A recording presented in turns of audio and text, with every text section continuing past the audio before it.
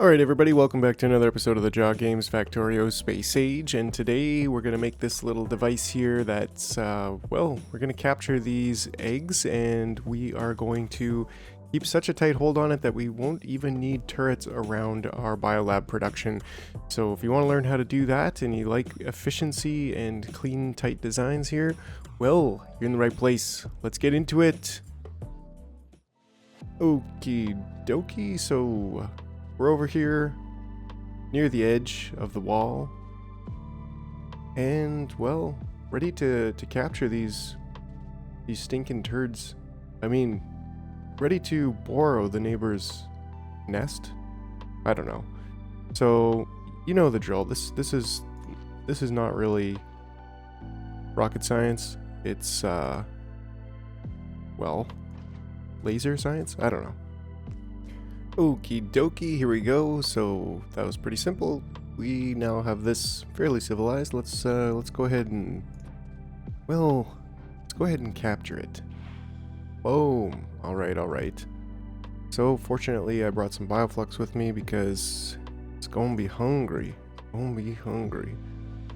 So we'll slap down a chest here and request bioflux in it. Ah, dang. Well, it's hungry.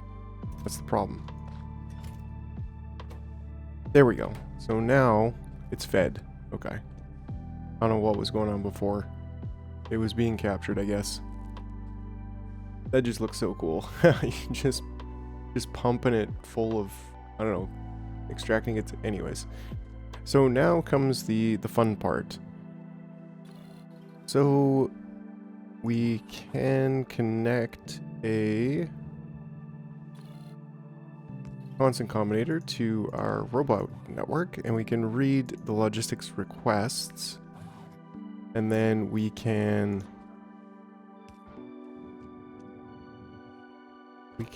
extract the eggs based on whether there is a request for them.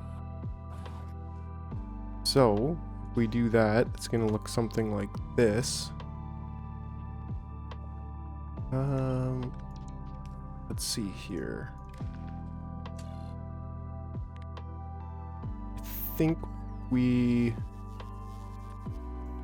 so if eggs are greater than 0, then pass the egg count through. And that's it, just to kind of cleanse the signal a little bit. And then we can use filters. I mean, I don't think we really need to use filters. But we can also set the stack size as the signal, as the egg signal, and that way we won't get any more than we're actually requesting. But we'll see on the other side, on the receiving side of this, we will also be controlling in case... Oops. No. Yeah, no, that's gonna be a little bit of a problem, but it should be actually using filters. That's the easy way to kind of enable or disable it. Yeah, and that's really it. That's all we need. And then from here, yeah, this side of it is done. So right now they'll just stay in the biter's nest, and when they stay in the biter's nest, they aren't spoiling. You'll get up to a stack of 100 of them just sitting there in the nest, and that'll be totally cool. And then with this, we're complete for this side of it. So we'll go over into our base where we're going to produce. Okay, alright, so here we are about to build the Biolabs, and I've already set up the basics, right? We're just going to build the regular labs here on site. And then we're going to have the output here for the Biolabs where we want to store them. And I have a little constant combinator here with the amount of Biolabs that I want to store. So what we want to do now is I want to control the recipe. Let's see here. Well, first of all, we're going to have this because we want to burn the excess. That's important. We want to burn any of these eggs that we're not using immediately to craft, right? But then we also want to request the eggs in. And we only want to request those eggs when there are not enough Biolabs. We're going to need to... I think we want to take a arithmetic combinator. We want to read those two, and we want to... Actually, no. We want to just read this, and we want to multiply this by -1. Pretty standard procedure for determining how many of something we want. You can even put that a little bit closer for now. And then this way, we can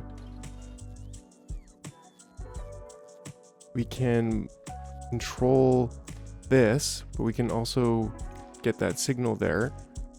And then we can say,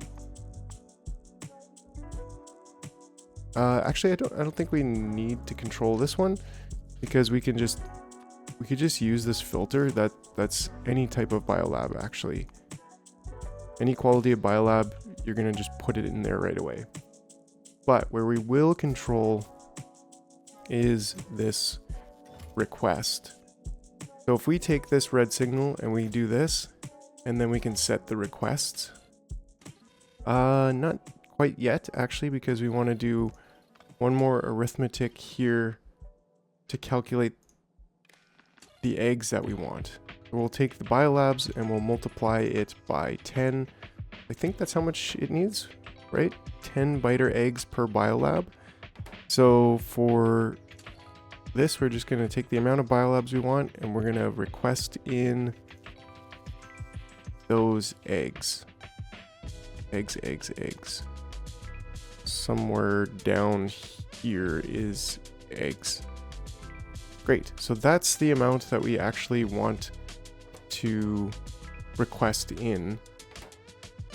And we could make it a little bit tighter where we like even read the ingredients here. But actually what we're going to do is we're going to set we want to set the recipe here. Right. And then that way, I just want to double check this. I'm doing it a little bit different than I did it in my live stream base. So I'm kind of going from scratch here. But right, so this as a 1, but what about as a -1? Okay, it doesn't set the recipe, so that's good. And obviously as 0, it's not going to set the recipe. So that's what we want. And why do we want that? Well, we want that because we want to, when you unset the recipe, it puts all of the ingredients that are waiting there into the trash slots, and then they can be removed. So for this one here, this can just be the egg filtered egg, and then similarly we have that just in case. Because if there's any in here, for example, we can trash unrequested, and if the requests go to 0 and there's some eggs in there, then they'll just get put in this box, and they'll just get burnt right away, right? So then I think we could slide that up there. Then we need to request the ingredients here. I might want to do this. So I think we'll do that real quick. And request and trash unrequested, sure. I think I could bump these up just a little bit. Let's go 200. 30. This one actually we could recycle them here. There's already quite a few, so if we just get 20 of these coming in and 20 of those,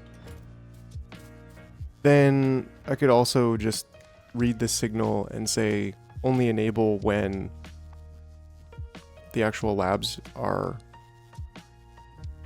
0. So that way we won't build any labs here unless we recycle the old ones because we don't want to store labs anymore. We want to use them all up and make them into good juicy biolabs. Right, so now the only thing that we're missing is getting the other ingredients out.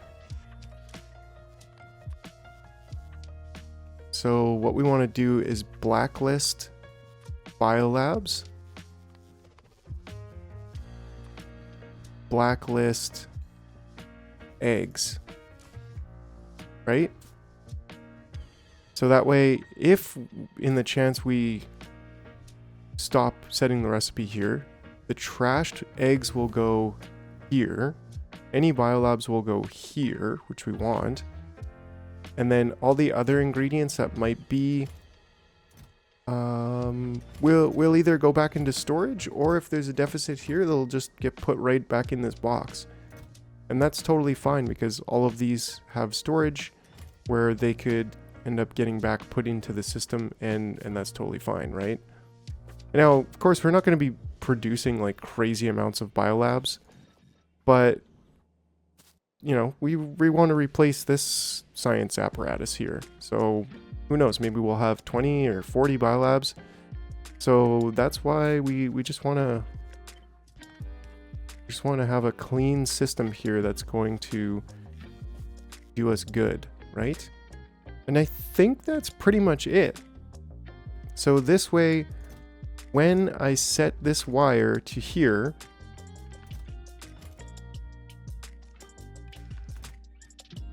and as soon as I switch it to set requests, we'll see.